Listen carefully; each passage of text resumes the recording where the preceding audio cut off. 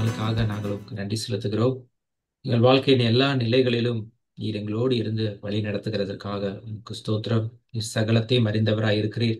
உண்மை எல்லாமே எங்கள் வாழ்க்கையில ஒன்றும் வருவதில்லை. இதே போல தகப்பனே, இந்த பைபிள் ஸ்டடியையும் கருத்தில் கொடுத்து வேதத்திலிருந்து சில காரியங்களை கற்றுக்கொள்ள எங்களை நீர் அனுகிரகம் பண்ணினதற்காக ஸ்தோத்திரம். உம்மை ஆராதிக்கிற வேளையிலும் வசனத்தை தியானிக்கிற போதும் கர்த்தர் தாமே எங்களோடு இடைப்பட நாங்கள் ஜெபிக்கிறோம். பரிசுத்த ஆவியானவரே, எங்கள் இருதயத்திலே நிரம்பி நம்முடைய எங்களுக்கு பிரகாசம் உள்ள மனக்கண்களை தந்து வழி நடத்த ஒப்புக் கொடுக்கிறோம். இயேசுவின் நாமத்தில் ஜெபிக்கிறோம் எங்கள் நல்ல பிதாவே. ஆமென். ஆமாம்.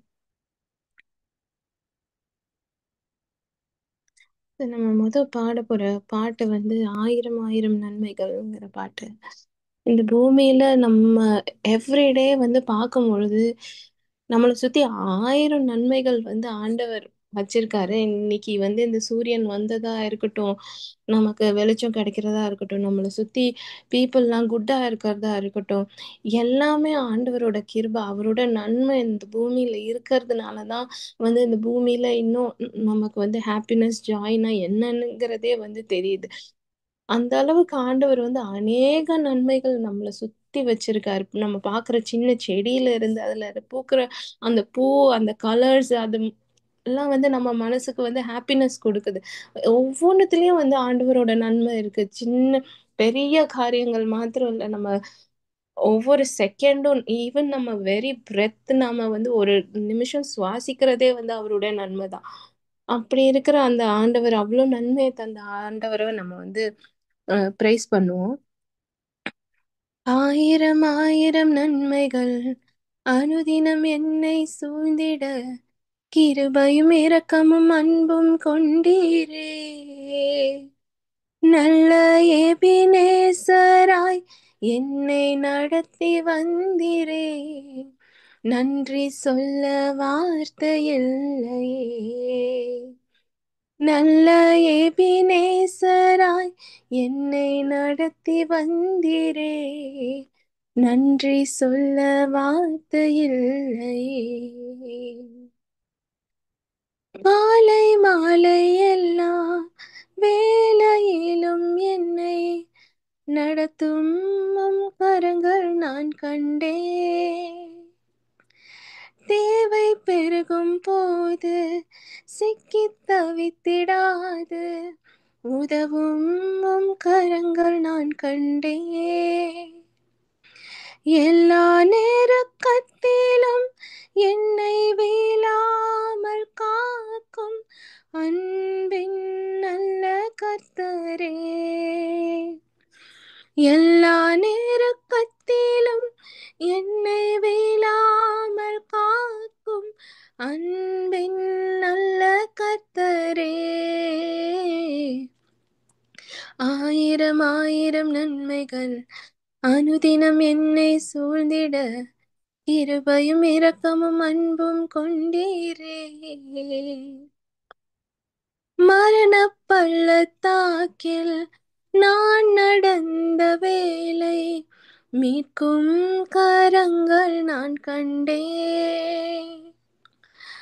வாடி நின்ற வேளை மடிந்திடாது என்னை தாங்கும் கரங்கள் நான் கண்டே.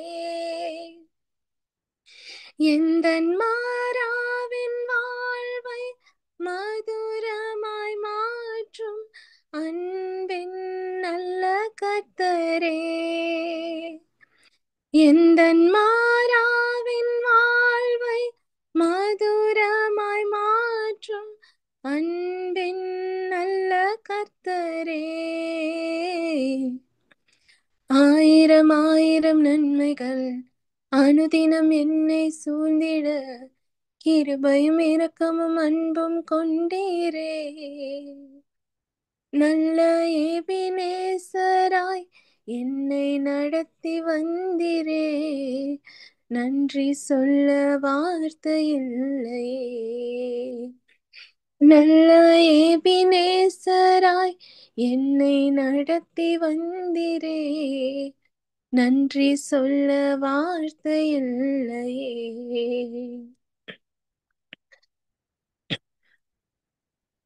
ஆமா.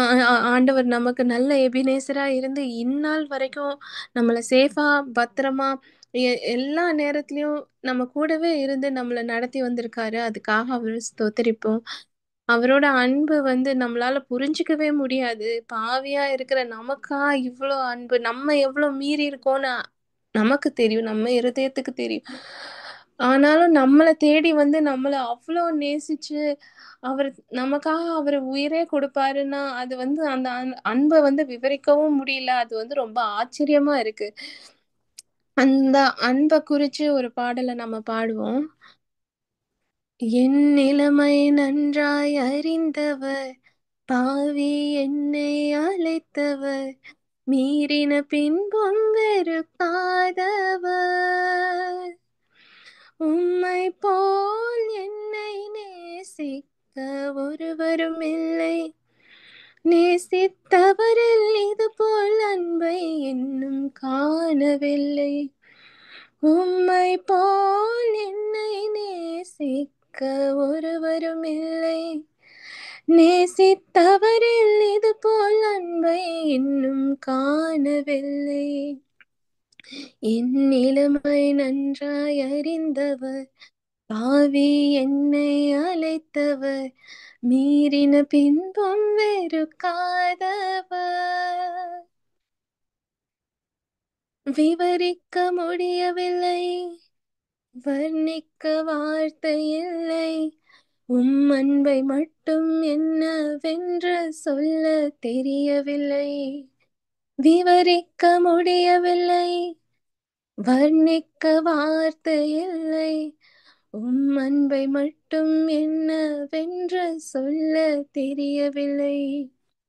தேடி வந்த நேசமே, ஆருயிரேசுவே,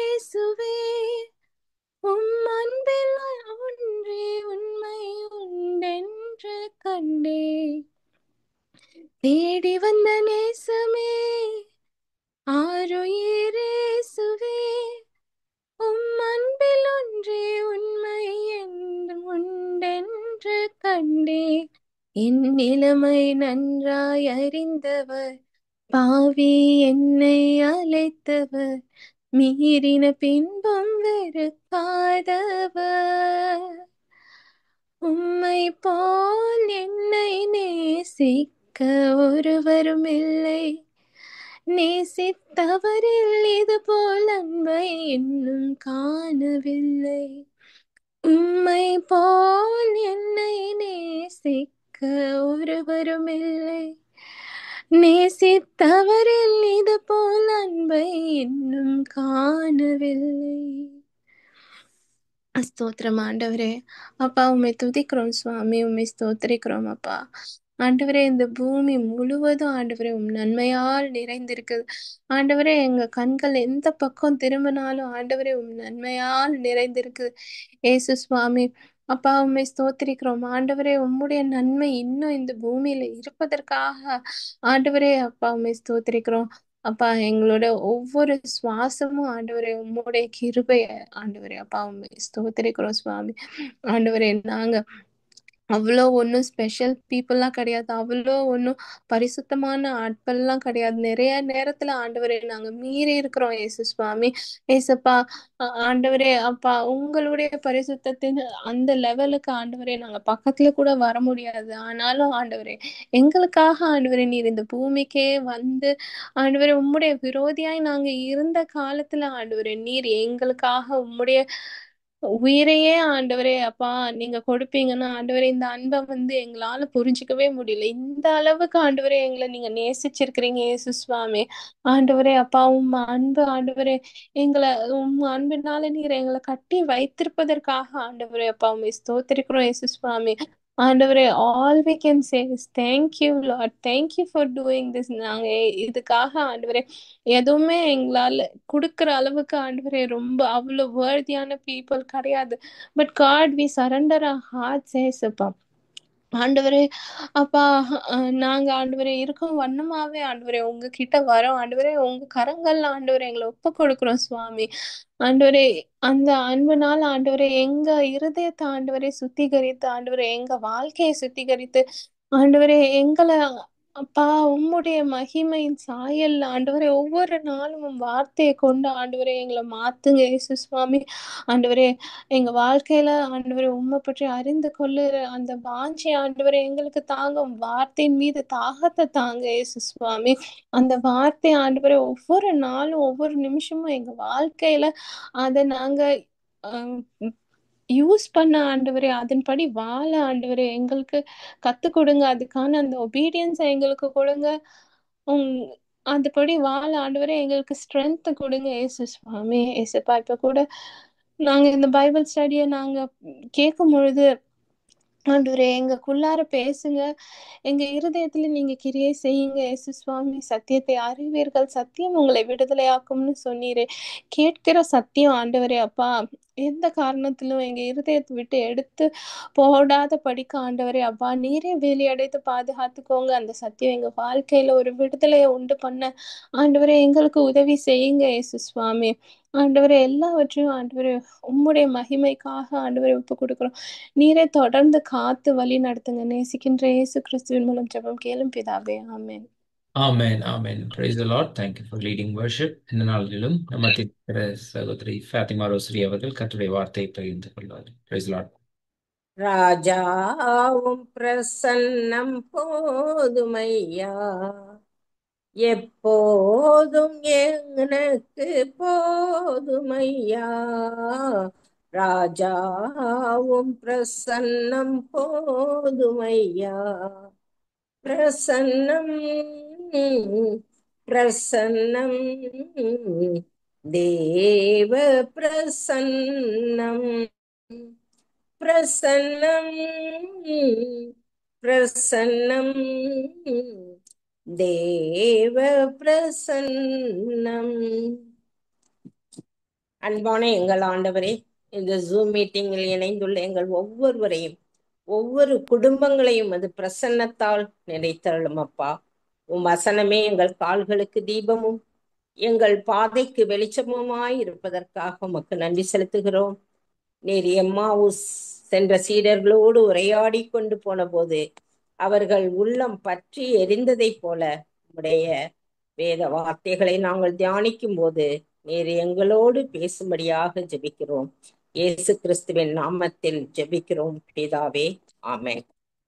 சங்கீதம் 16:11 வாசிக்கலாம். ஜீவ மார்க்கத்தை எனக்கு தெரியப்படுத்துவீர்.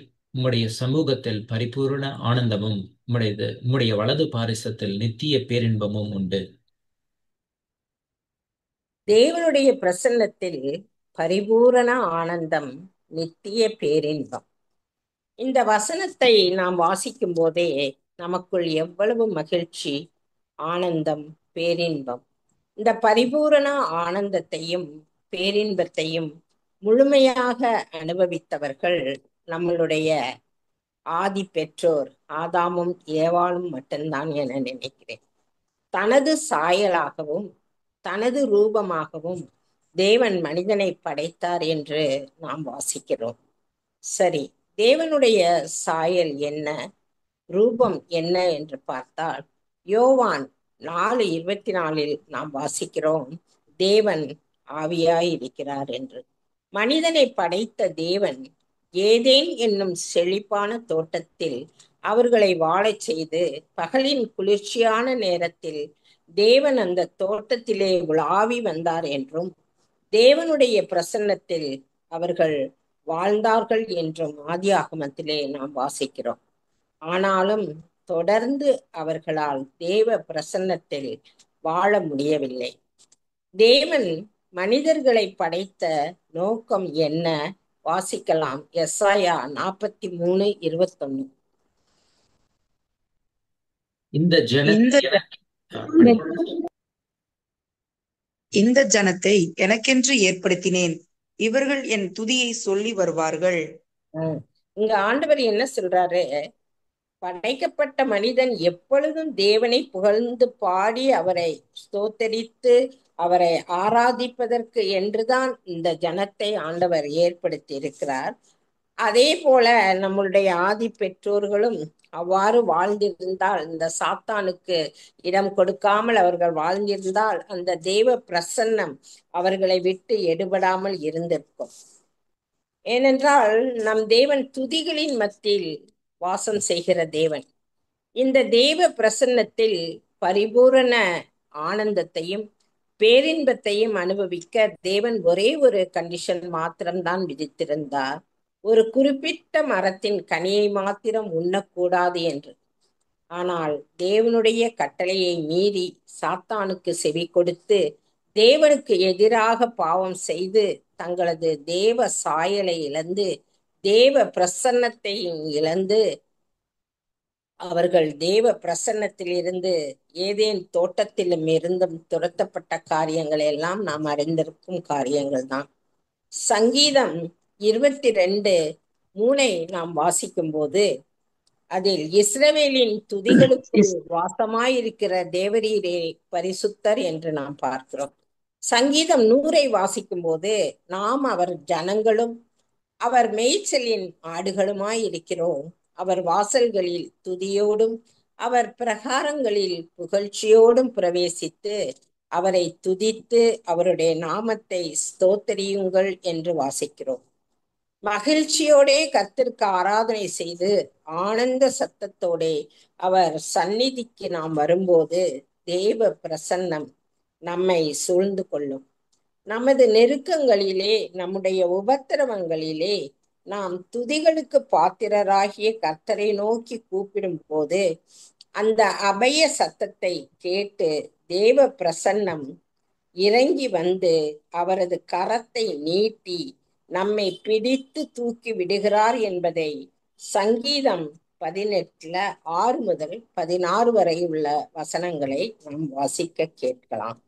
எனக்கு உண்டான நெருக்கத்திலே கர்த்தரை நோக்கி கூப்பிட்டு என் தேவனை நோக்கி அபாயமிட்டேன். தமது ஆலயத்திலிருந்து என் சத்தத்தை கேட்டார். என் கூப்பிடுதல் அவர் சந்நிதியில் போய் அவர் செவிகளில் ஏறிற்று. அப்பொழுது பூமி அசைந்து அதிர்ந்தது.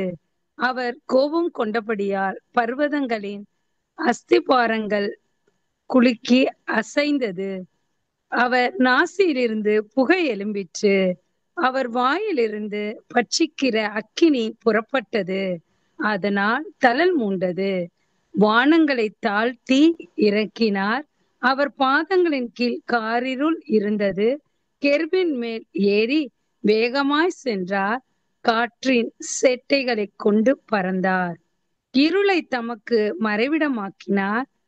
கற்புணர்களையும் ஆகாயத்து கார் மேகங்களையும் தம்மை சூழ கூடாரமாக்கினார். ஆமென். அல்லேலூயா. 16 வரைக்கும் வாசிக்கலாம். 16.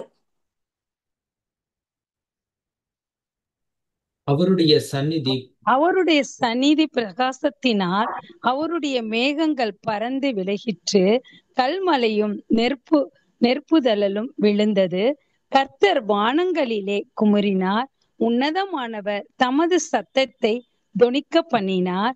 கல்மலையும் நெருப்புத்தழலும் விழுந்தது. தம்முடைய அம்புகளை எய்து அவர்களை சிதறடித்தார். மின்னல்களை பிரயோகித்து அவர்களை கலக்க பண்ணினார். அப்பொழுது கர்த்தாவே, உம்முடைய கண்டித்தினாலும் உம்முடைய நாசியின் சுவாச காற்றினாலும் தண்ணீர்களின் மதகுகள் திறவுண்டு பூதளத்தின் அஸ்திவாரங்கள் காணப்பட்டது. உயரத்தில் இருந்து அவர் கை நீட்டி என்னை பிடித்து ஜலப்பிரவாகத்தில் இருக்கிற என்னை தூக்கிவிட்டார். ஆமென். இங்க கர்த்தருடைய பிரசன்னம் எவ்வளவு வல்லமையாய் இறங்கி வருகிறது என்பதை நாம் இங்க பார்க்கிறோம். அதாவது அவர் அப்படி இறங்கி வர்றது நம்ம கண்களுக்கு தெரியாது. ஆனா நம்ம அவரை நோக்கி நம்முடைய உபத்திரவத்திலேயோ நெருக்கத்திலேயோ அவரை நோக்கி நம்ம அபய சத்தம் இடும்போது கர்த்தர் அந்த வானத்தில் இருந்து இறங்கி வருகிற அந்த காட்சியை அழகாக இங்கு விவரிக்க நாம் பார்க்கிறோம்.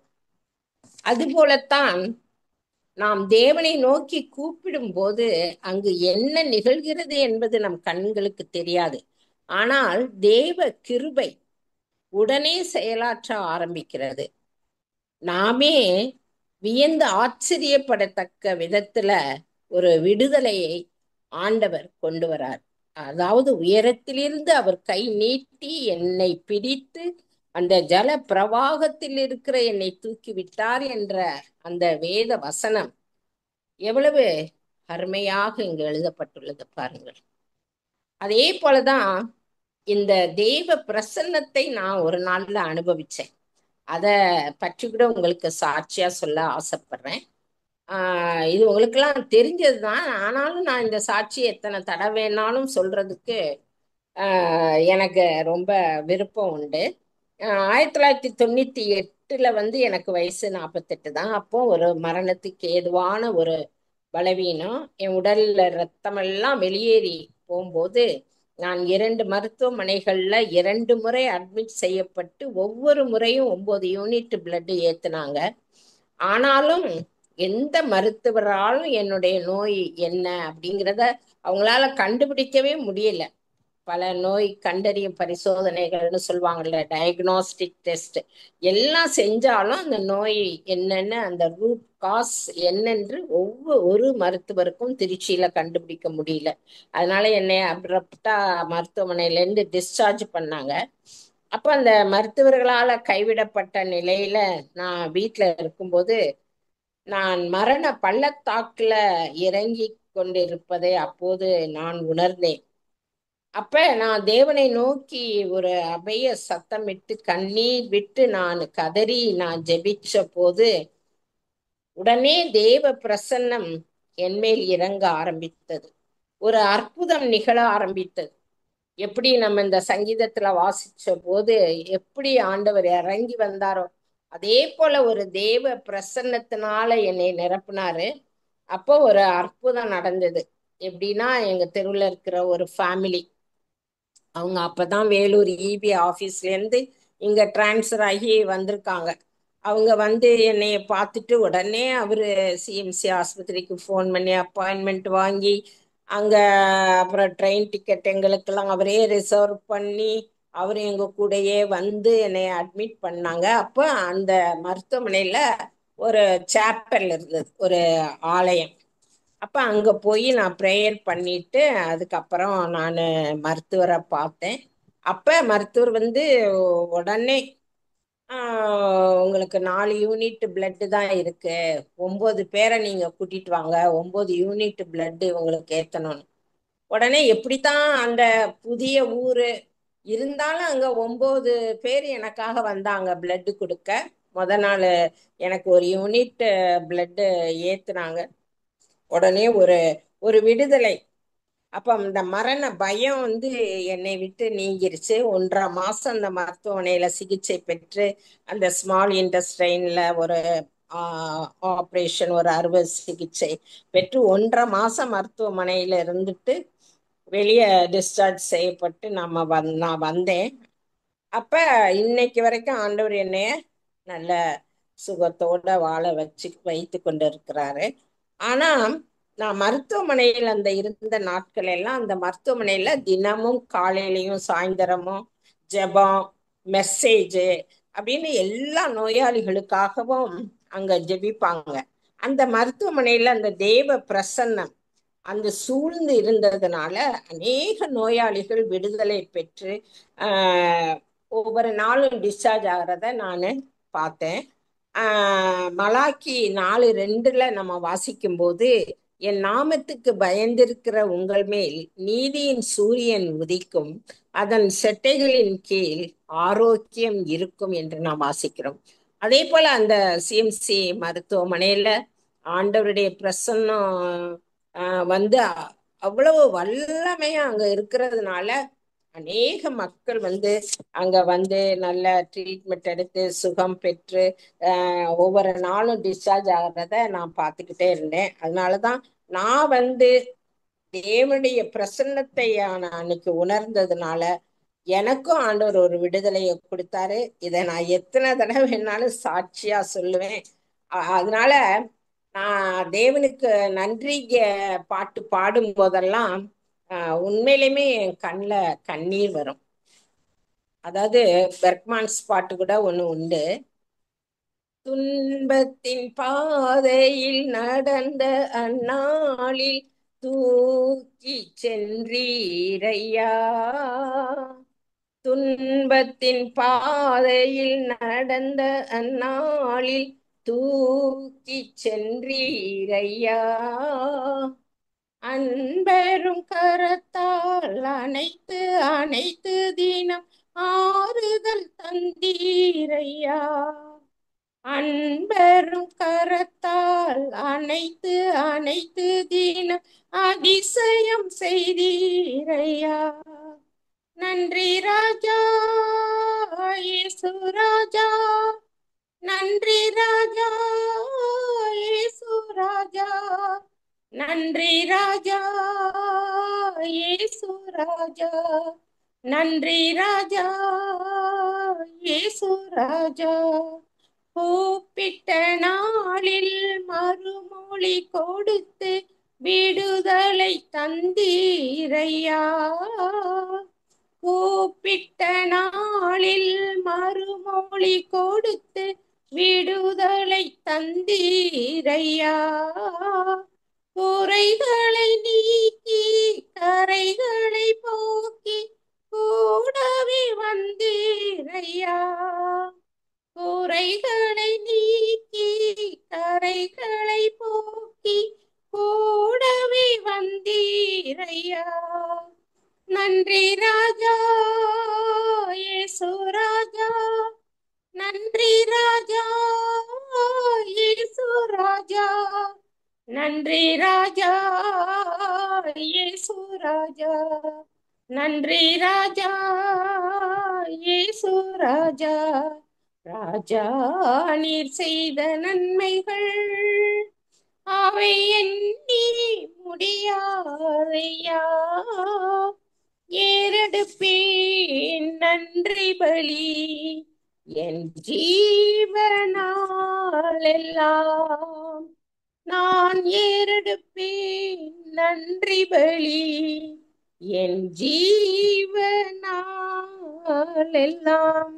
இந்த பாடல் வரிகள் எனக்காகவே எழுதப்பட்டது போல நான் ஒவ்வொரு தடவை இந்த பாட்டை பாடும்போது நான் உணர்ந்து கொள்வேன். அதே போல தாவீது கூட சங்கீதம் 3:4 சொல்வாரு, நான் கர்த்தரை நோக்கி சத்தமிட்டு கூப்பிட்டேன், அவர் தமது பரிசுத்த பர்வதத்திலிருந்து செவி கொடுத்தார் அப்படின்னு அங்க சொல்றாரு. அதே போல பர்த்திமேயு, நம்ம அந்த பார்வையற்ற மனிதன் கூட மிகவும் சத்தமாய், இயேசுவே தாவீதின் குமாரனே எனக்கு இரங்கும் அப்படின்னு கூப்பிட்டான். அப்ப இந்த சீடர்கள்லாம் அவனை அமைதிப்படுத்தினாங்க, சத்தம் போடாத சத்தம் போடாங்க. அப்ப நம்ம அந்த இடத்துல வாசிக்கும் போது பார்க்கிறோம், அவன் மிகவும் சத்தமாய் கூப்பிட்டான் அப்படிங்கிறத பார்க்கிறோம். அவன் பார்வையை பெற்றுக்கொண்டான் என்பதையும் நாம் பார்க்கிறோம். இப்ப நம்ம பழைய ஏற்பாட்டு காலத்துல தேவனுடைய பிரசன்னம் எப்படி இருந்தது, இப்ப புதிய ஏற்பாட்டு காலத்துல தேவ பிரசன்னம் எப்படி இருந்தது, இப்போ இந்த காலத்துல நம்ம ஒவ்வொருவர் வாழ்க்கையிலும் இந்த தேவ பிரசன்னம் எப்படி செயலாற்றுது, நம்ம தெய்வ பிரசன்னத்தை நாம் எப்படி கண்டு கொள்வது என்பதை குறித்து ஒரு சில வேத வசனங்களின் அடிப்படையில இப்பொழுது தியானிக்கலாம். முதலாவது பழைய ஏற்பாட்டுல சில நிகழ்வுகளை நாம் பார்க்கலாம்.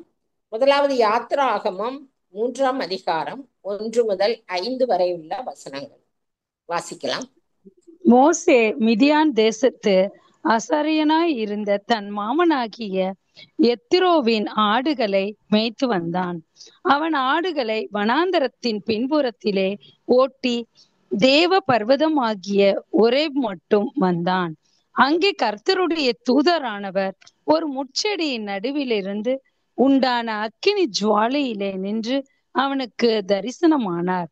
அப்பொழுது அவன் உற்று பார்த்தான். முட்செடி அக்கினி ஜுவாலித்தது, எரிந்தும் அது வெந்து போகாமல் இருந்தது. அப்பொழுது மோசே, இந்த முட்செடி வெந்து போகாது இருக்கிறது என்ன? நான் கிட்ட போய் இந்த அற்புத காட்சியை பார்ப்பேன் என்றான். அவன்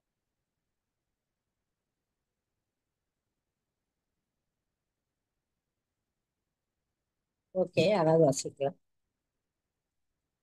அவன் பார்க்கும்படி கிட்ட வருகிறதை கர்த்தர் கண்டார். முட்செடியின் நடுவிலிருந்து தேவன் அவனை நோக்கி, மோசே மோசே என்று கூப்பிட்டார். அவன் இதோ அடியேன் என்றான். அப்பொழுது அவர், இங்கே கிட்டிச் சேராயாக, உன் கால்களில் இருக்கிற பாதரட்சையை கழற்றி போடு, நீ நிற்கிற இடம் பரிசுத்த பூமி என்றார். உம். இந்த நிகழ்வை நம்ம பார்க்கும்போது மோசே பார்வோனுடைய அரண்மனையிலிருந்து 40 வருஷம் வாழ்ந்த பிறகு அவர் அங்கிருந்து வெளியே மிதியான் தேசத்துல தன்னுடைய மாமனாருடைய ஆடுகளையும் எல்லாவற்றையும் மேய்த்து கொண்டு அந்த பாலைவனத்துல மேய்த்து கொண்டிருக்கிறாரு. அந்த பாலைவனத்துலதான் ஓரை பர்வதம் இருக்குது. அந்த ஓரை பர்வதத்துல மோசே 40 வருடமா அந்த ஆடுகளை மேய்ச்சிட்டு இருக்காரு. அப்ப மோசே அநேக தடவை அந்த மலை மேல ஏறி இறங்கி வந்திருப்பாரு. அப்ப அந்த பாலைவனத்தில் இருக்கிற செடிகளை பற்றியும் மரம் செடி கொடிகளை பத்தியும் மிருகங்களை பத்தியும் மோசேக்கு தெரியும். ஆனா ஒரு நாள் ஒரு வினோதமான ஒரு நிகழ்வை அவர் பார்க்கிறார். என்னன்னா, மலைகள் காடுகள்ல இருக்கிற மரம் செடிகள்லாம் ஒண்ணு உரசி தீப்பற்றி எரிந்து சாம்பல் ஆகிறது ஒரு அதிசயமான காரியம் இல்லை. அதை நம்ம அடிக்கடி செய்தித்தாள்கள்ல இந்த நிகழ்வுகளை எல்லாம் வாசிக்கிறோம். ஆனால் அந்த செடி எரிந்து ஆகவில்லை என்பதுதான் அங்கு ஆச்சரியம். மோசே இது என்ன ஆச்சரியம் என்று பார்ப்பதற்கு அந்த செடியின் அருகில் போகிறார். அப்ப அந்த முச்செடியில் ஆண்டவர் இருப்பார் என்பதை மோசே கொஞ்சமும் எதிர்பார்க்கவில்லை. அப்ப அந்த முச்செடியின் நடுவில் ஆண்டவரின் குரலை கேட்டபோது மோசைக்கு தூக்கி வாரி போடுது. ஆனாலும் மோசையால் நெருங்க முடியவில்லை. அடுத்த 40 ஆண்டுகள் மோசே என்ன செய்ய வேண்டும் என்ற அந்த கர்த்தருடைய மீட்பு திட்டத்தை வெளிப்படுத்துவதை இங்கு பார்க்கிறோம். அப்போ கர்த்தருடைய அழைப்பை மோசே ஏற்ற போது அவருக்கு வயது 80 என்பதையும் நாம் இங்கு பார்க்கிறோம். அப்போ தேவனுடைய அந்த திட்டத்தை வெளிப்படுத்துவதற்காக ஒரு முச்செடியின் வடிவில தேவ பிரசன்னத்தை மோசே பார்க்கிறதை நம்ம இங்க இந்த நிகழ்வுல நாம் பார்க்கிறோம். அதே போல சீனாய் மலையில கர்த்தருடைய பிரசன்னம் எப்படி இருந்தது அப்படிங்கிறத யாத்திராகமம் 19ஆம் அதிகாரம் 18 to 21 வாசிக்கலாம். கர்த்தர் சீனாய் மலையின் மேல் கர்த்தர் சீனாய் மலையின் மேல் அக்கினியில் இறங்கினபடியால் அது முழுவதும் புகைக்காடாய் இருந்தது. அந்த புகை சூளையின் புகையை போல் எழும்பிற்று. மலை முழுவதும் மிகவும் அதிர்ந்தது. எக்கால சத்தம் வர வர மிகவும் பலமாய் தொனித்தது. மோசே பேசினான், தேவன் அவனுக்கு வாக்கினால் மறுமொழி கொடுத்தார்.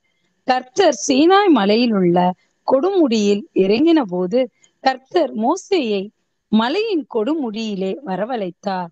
மோசே ஏறி போனான். அப்பொழுது கர்த்தர் மோசேயை நோக்கி, ஜனங்கள் பார்க்கிறதற்கு எல்லையை கடந்து கர்த்தரிடத்தில் வராதபடிக்கும் அவர்களில் அநேகர் அழிந்து போகாதபடிக்கும் நீ இறங்கி போய் அவர்களை உறுதியாய் எச்சரி அப்படின்னு சொல்றார். அப்ப இந்த யாத்திராமத்துல இங்க தேவனுடைய பிரசன்னம் எப்படி இருக்குன்னா ரொம்ப பயப்படுற மாதிரி இருக்கு. ஒரு அஞ்சத்தக்க விதத்துல இருக்கு. அக்கினி, புகை, நிலநடுக்கம் இவைகளின் மத்தியில் தேவன் இறங்கி வருகிறத நம்ம பார்க்கிறோம். மேலும் அத பக்கத்துல யார் போனாலும் அவங்க அழிஞ்சு போயிடுவாங்க. அதனால அவங்கள எச்சரி அப்படின்னு மோசைக்கு சொல்றாரு.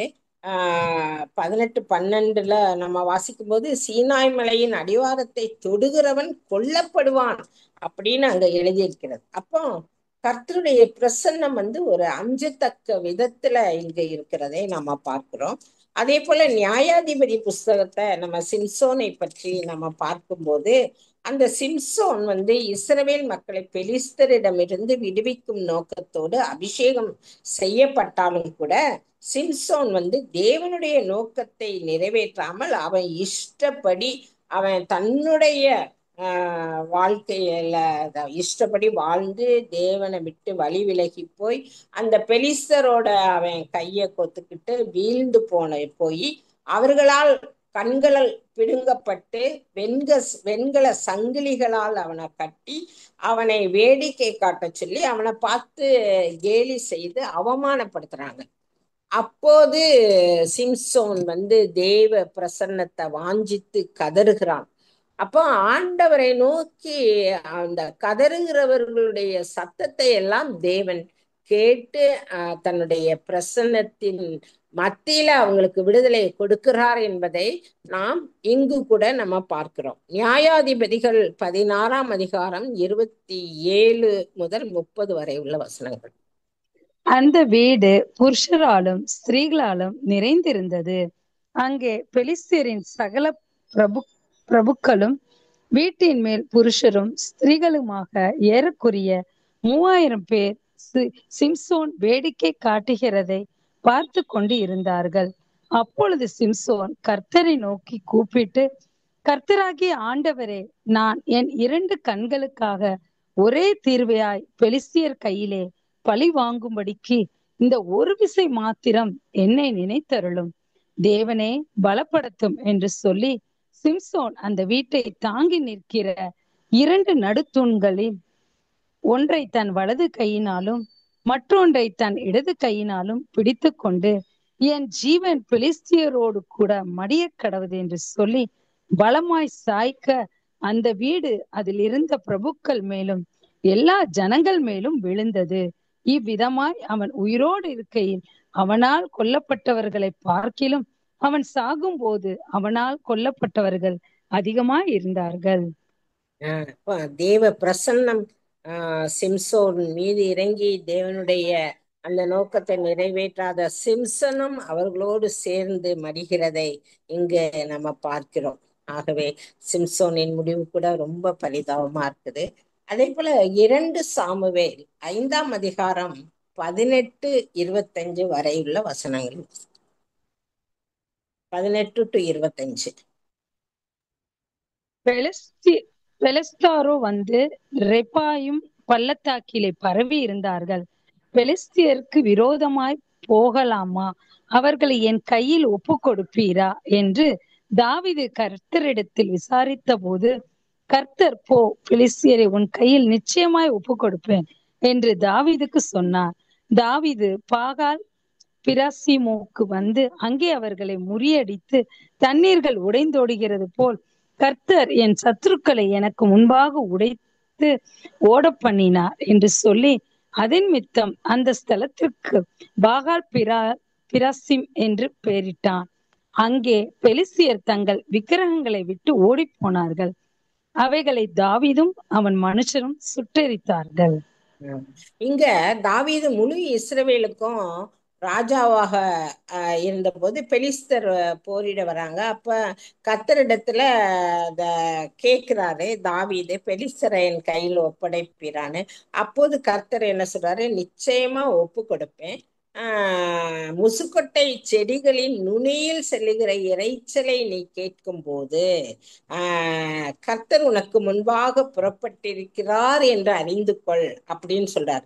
அப்போ கர்த்தருடைய பிரசன்னம் எங்க இறங்கி இருக்கு பாருங்க. ஒரு முசுக்கொட்டை செடிகளின் நுனியில இறங்கி இருக்கிறத நம்ம இந்த இடத்துல நம்ம பார்க்கிறோம். அப்ப இதுவரை இந்த 4 சந்தர்ப்பங்கள்ல மோசே, அப்புறம் சிம்சோன், சீனாய் மலை, இந்த 4லையுமே தேவ பிரசன்னம் டிஃப்ரெண்டான ஒரு இதுல இறங்கி வர்றத நம்ம பார்க்கிறோம். எல்லாத்துலயுமே தேவனுடைய வல்லமை, பராக்கிரமம் அந்த பிரசன்னத்துல நம்ம பார்க்கிறோம். ஆனால் யாரும் தேவனை முகமுகமாய் யாரும் தரிசிக்கல. ஆனா தேவனுடைய வல்லமைய நம்ம இங்க பார்க்கிறோம். 1 தீமோத்தேயு 6:16 நம்ம வாசிக்கிறோம். ஒருவராய் சாவாமை உள்ளவரும் சேரக்கூடாத ஒளியில் வாசம் பண்ணுகிறவரும் மனுஷரில் ஒருவரும் கண்டிராதவரும் காணக்கூடாதவருமாய் இருக்கிறவர் அப்படிங்கிறத நம்ம இந்த வசனத்துல நம்ம வாசிக்கிறோம். இது பழைய ஏற்பாட்டு காலத்து நிகழ்வுகள், தேவனுடைய பிரசன்னத்தை பத்தி. இப்போ புதிய ஏற்பாட்டு காலத்துக்கு நம்ம வரும்போது நம்ம வாக்கு மனிதரானார், நம்மிடையே குடிகொண்டார் என்று பார்க்கிறோம். யார் அந்த வாக்கு? யோவான் 1 வாசிக்கிறபடி, ஆதியிலே வார்த்தை இருந்தது, அந்த வார்த்தை தேவனிடத்தில் இருந்தது, அந்த வார்த்தை தேவனாயும் இருந்தது என்று வாசிக்கிறோம். அப்ப அந்த வார்த்தை மனு உருவாகி மரியாளின் கர்ப்பத்துல உருவாகி நம்மை போல மனித உருக்கொண்டு இந்த உலகத்துல மனிதர்களோடு மனிதராய் தேவ பிரசன்னம் 33.5 ஆண்டுகள் இந்த உலகத்துல ஏசப்பா வாழ்ந்திருக்காங்க. ஏசப்பா வாழ்ந்திருந்த அந்த 33.5 ஆண்டுகள்ல அவ வாழ்ந்த மனிதர்கள் எல்லோருமே இயேசுவை முகமுகமாய் பார்த்திருப்பாங்க, அவரோடு சாப்பிட்டிருப்பாங்க, அவரோட பேசியிருப்பாங்க, அவரை தொட்டு உணர்ந்திருப்பாங்க. ஆனாலும் அவர்கள் அநேகருக்கு இவர்தான் மெசியா, இவர்தான் இறைமகன் அப்படிங்கிறத நிறைய பேருக்கு தெரியாது. ஆனா ஒரு சிலர் அந்த பேதுரு மாதிரி சீடர்களுக்கு தெரிஞ்சிருக்கு இவர்தான் மெசியான்னு. ஆனா அவரோட பேசி பழகி உண்டு குடிச்சு அவரை தேவன் என்று அறிந்து கொள்ளாதவர்கள் அநேகர் இருந்திருக்காங்க. அதே போலதான் இந்த தேவ பிரசன்னத்தை எலிசபெத் அம்மாள் எப்படி உணர்ந்து கொண்டாள், அப்படியே எலிசபெத் அம்மாள் உணர்ந்து கொண்டார்கள் என்பதை பார்க்கலாம். லூக்கா 1 39, 40 2 வசனத்தை வாசிக்கலாம். அந்நாட்களில் மரியாள் எழுந்து மலைநாட்டிலே யூதாவிலுள்ள ஒரு பட்டணத்திற்கு தீவிரமாய் போய் சக்கரியாவின் வீட்டுக்குள் பிரவேசித்து எலிசபெத்தை வாழ்த்தினார். இங்க பாருங்க, ஒருவரை ஒருவர் நம்ம பிரைஸ் பண்றது, வாழ்த்துறது, குட் மார்னிங் சொல்றது, அப்படிலாம் இருக்கிறது ஒருத்தருடைய தேவையை அறிந்து உதவி செய்வது, இதெல்லாம் ஒரு தேவ பிரசன்னத்தோடு இணைந்த பண்பு அப்படின்னு கூட, அந்த கேரக்டர் அப்படின்னு கூட சொல்லலாம். 41 முதல் 47 வரை உள்ள வசனங்களை, அதே 1ஆம் அதிகாரம். எலிசபெத் மரியாளுடைய வாழ்த்துதலை கேட்ட பொழுது அவளுடைய வயிற்றில் இருந்த பிள்ளை துள்ளிற்று.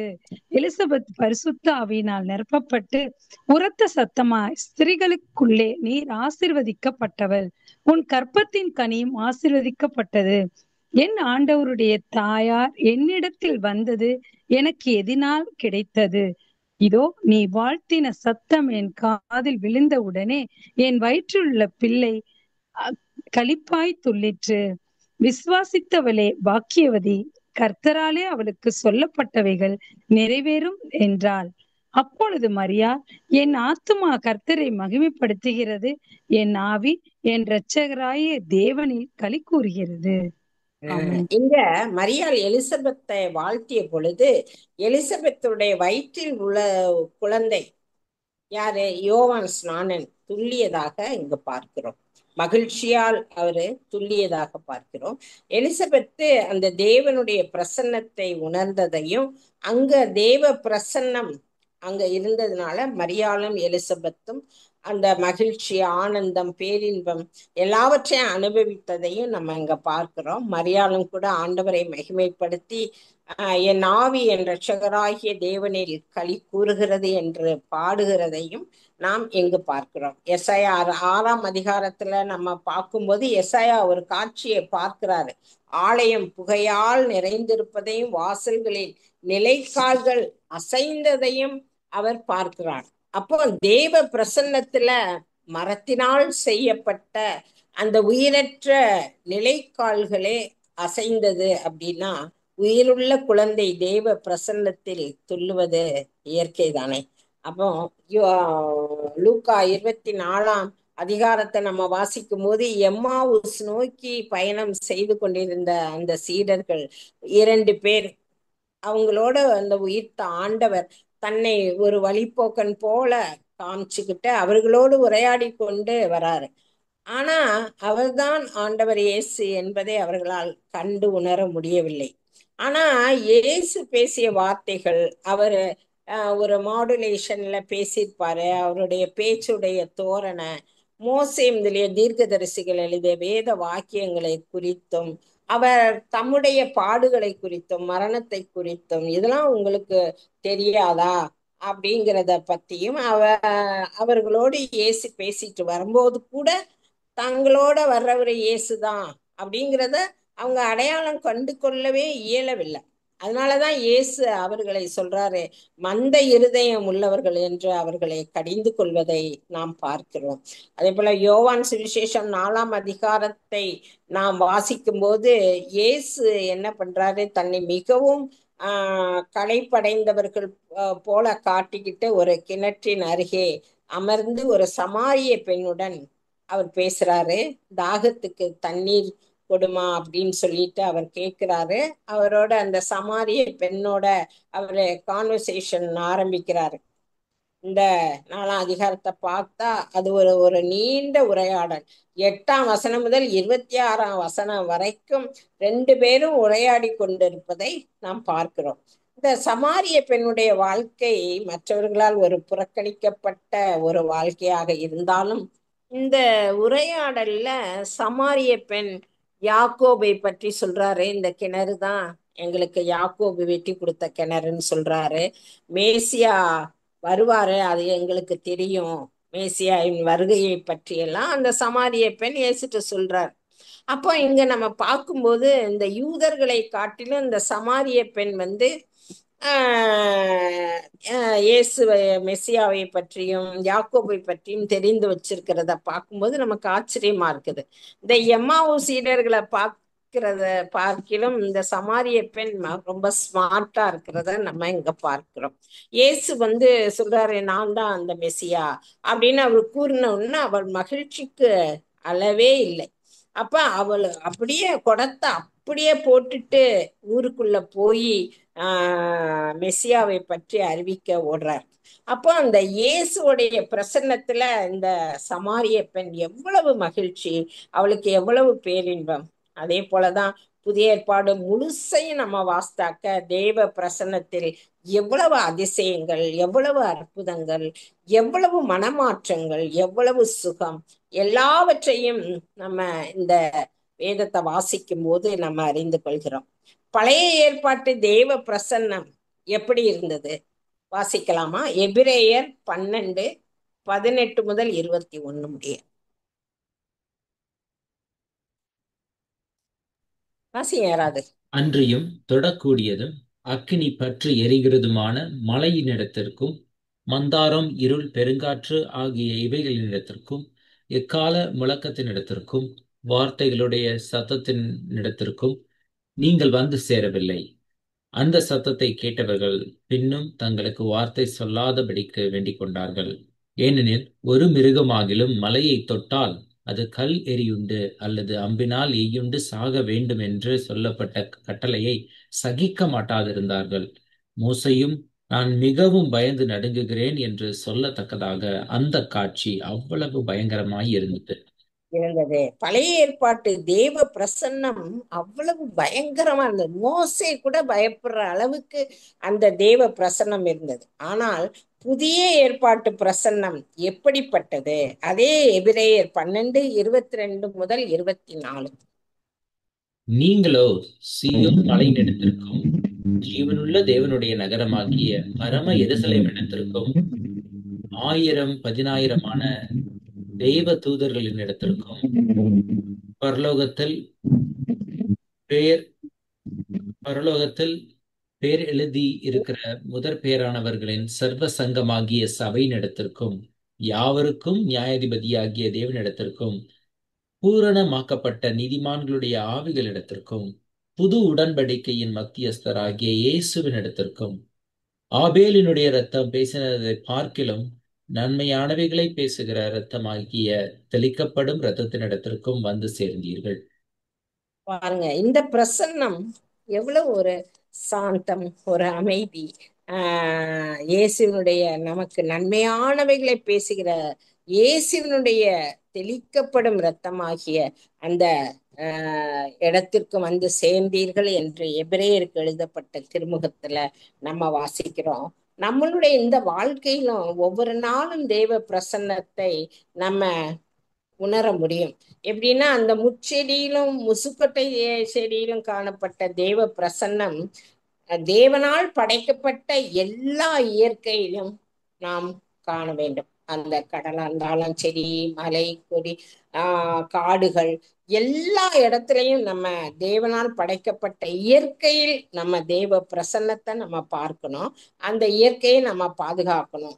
எம்மாவு சீடர்களுக்கு வழிபோக்கன் போல தன்னை மறைத்து கொண்டதை போலவும், அந்த சமாரிய பெண்ணுக்கு ஒரு களைப்படைந்தவர் போலவும் தன்னை மறைத்து கொண்ட இயேசு அநேக மனிதர்கள் வழியாக இன்று நம்மளோடு பேசிக்கொண்டுதான் இருக்கிறார். நீதிமொழிகள் 19:17 நாம் வாசிக்கிறோம், ஏழைக்கு இறங்குகிறவன் கர்த்தருக்கு கடன் கொடுக்கிறான், அவன் கொடுத்ததை அவர் திரும்ப கொடுப்பார் என்று. அப்போ ஏழைக்கு இரக்கம் காட்டும் போது அங்கு தேவ பிரசன்னம் கடந்து வருகிறது. ஏழைக்கு இறங்கினவனையும் அந்த ஏழையையும் தேவன் ஆசீர்வதிக்கிறார். அன்னை தெரசா அவர்கள் கைவிடப்பட்ட, அந்த ஒதுக்கப்பட்ட, புறக்கணிக்கப்பட்ட ஏழை மக்களுக்கு தொண்டு செய்து அந்த இறை பிரசன்னத்தை உணர்ந்தார்கள். இன்று கூட அநேக அனாதை இல்லங்கள், முதியோர் இல்லங்கள், ஏழை மாணவர்களுக்கு படிக்க உதவி செய்யறவங்க அன்றாடம் அந்த மனிதர்களில் தேவ பிரசன்னத்தை உணர்கிறார்கள். நமது அன்றாட நிகழ்வுகளில் ஆண்டவரை பார்க்கும் மனிதன் பேறு பெற்றவன், அவன் ஆசீர்வதிக்கப்பட்டவன். தீர்ப்பு நாளிலே மனுஷகுமாரன் மகிமை பொருந்தியவராய் சகல பரிசுத்த தூதரோடு கூட வரும்போது இந்த செயல்களின் அடிப்படையில் தான் நியாயம் தீர்ப்பார் என்பதை மத்தேயு 25 முதல் 40 வரை உள்ள வசனங்களை வாசிக்க கேட்கலாம். பசியா இருந்தேன், எனக்கு போஜனம் கொடுத்தீர்கள். தாகமாய் இருந்தேன், என் தாகத்தை தீர்த்தீர்கள். அந்நியனாய் இருந்தேன், என்னை சேர்த்து கொண்டீர்கள். வஸ்திரம் இல்லாதிருந்தேன், எனக்கு வஸ்திரம் கொடுத்தீர்கள். வியாதியாய் இருந்தேன், என்னை விசாரிக்க வந்தீர்கள். காவலில் இருந்தேன், என்னை பார்க்க வந்தீர்கள் என்பார். அப்பொழுது நீதிமான்கள் அவருக்கு பிரதியுத்தரமாக, ஆண்டவரே, நாங்கள் எப்போது உம்மை பசியுள்ளவராக கண்டு உமக்கு போஜனம் கொடுத்தோம்? எப்போது உம்மை தாகமுள்ளவராக கண்டு உம்முடைய தாகத்தை தீர்த்தோம்? எப்போது உம்மை அந்நியராக கண்டு உம்மை சேர்த்து கொண்டோம்? எப்போது உம்மை வஸ்திரம் இல்லாதவராக கண்டு உமக்கு வஸ்திரம் கொடுத்தோம்? எப்போது உம்மை வியாதி உள்ளவராகவும் காவலில் இருக்கிறவராகவும் கண்டு உம்மிடத்தில் வந்தோம் என்பார்கள். அதற்கு ராஜா பிரதியுத்தரமாக, மிகவும் சிறியவராகிய என் சகோதரரான இவர்களில் ஒருவனுக்கு நீங்கள் எதை செய்தீர்களோ அதை எனக்கே செய்தீர்கள் என்று மெய்யாகவே உங்களுக்கு சொல்லுகிறேன் என்பார். இந்த நாட்கள்ல தேவ பிரசன்னம் எங்கெல்லாம் இருக்குங்கிறத நம்ம இந்த வசனங்கள்ல நம்ம பார்க்கிறோம்.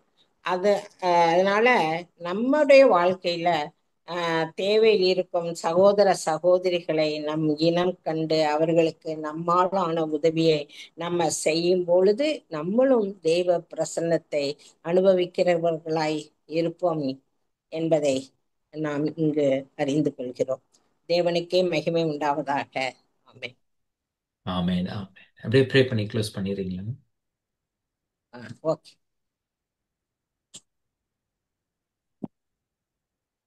ஏசு ஆண்டவரே, இன்றைய நாளிலும் கூட வேத வசனங்கள் மூலமாக எங்கள் ஒவ்வொருவரோடும் பேசியிருக்கிறீர். எங்கே 2-3 பேர் மது நாமத்தினாலே கூடியிருக்கிறார்களோ அவர்கள் மத்தியில் மது பிரசன்னம் இறங்கி வருகிறது என்ற வேத வார்த்தையின்படியாக உமது பிரசன்னத்தை நாங்கள் உணர்ந்தோம் ஏசப்பா. அதற்காக நன்றி செலுத்துகிறோம். நீர் படைத்த இந்த படைப்புகளிலே உமது பிரசன்னத்தை நாங்கள் கண்டுணர கிருபை பாராட்டுவீராக. எங்களை சுற்றி வாழும் சகோதர சகோதரிகளில் உமது பிரசன்னத்தை கண்டு உமது திருவுளத்தை நிறைவேற்ற எங்களை ஆசீர்வதிக்கும்படி ஜெபிக்கிறோம். இந்த ஜூம் மீட்டிங்கில் இணைந்துள்ள ஒவ்வொரு குடும்பத்தையும் நிறைவாய் ஆசீர்வதிப்பீராக. எங்கள் ஆண்டவரும் மீட்பருமான இயேசு கிறிஸ்துவின் வல்லமை உள்ள நாமத்தில் வேண்டிக் கொள்கிறோம் எங்கள் பரிசுத்தமுள்ள தகப்பனே. ஆமென். ஆமென், ஆமென். என் ஆத்துமாவே கர்த்தரை ஸ்தோத்திரி, என் முழு உள்ளமே அவருடைய பரிசுத்த நாமத்தை ஸ்தோத்திரி. என் ஆத்துமாவே கர்த்தரை ஸ்தோத்திரி, கர்த்தர் செய்த சகல உபகாரங்களையும் மறவாதே. ஆமென்.